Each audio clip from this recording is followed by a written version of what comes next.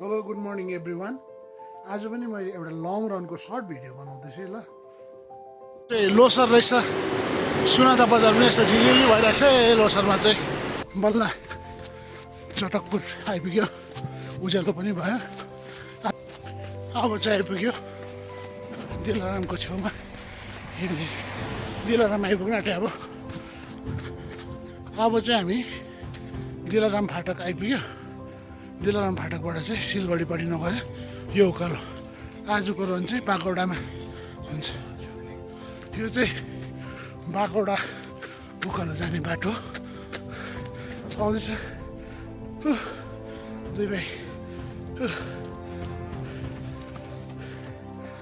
Be चाहिँ माथि पुग्यो, माथिबाट तान्यो भन्दैछ। म पनि तान्ने राजु पनि तलबाट तानिँदैछ। उकालो टाढो परिहाल्छ। दिलारामबाट उकालो आउने बाटो बागौडा पुग्ने बेलामा चाहिँ यस्तो जङ्गल दामी, धुप्पीको जङ्गल छ ठुलो।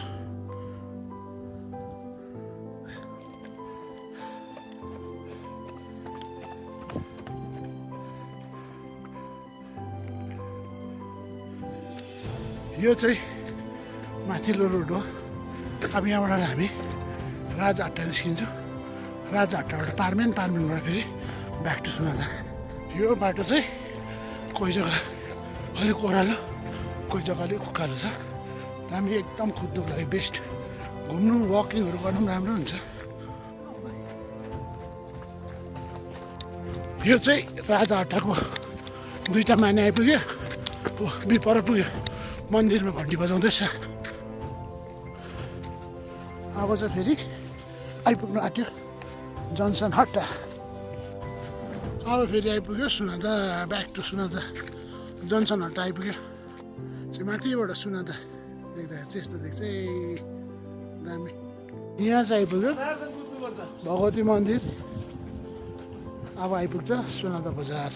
अब फेरि आइपुग्यो ब्याक टु सुनादा बजार। फेरि ब्याक आएँ। अब सक्यो आजको रन चाहिँ यतिमै।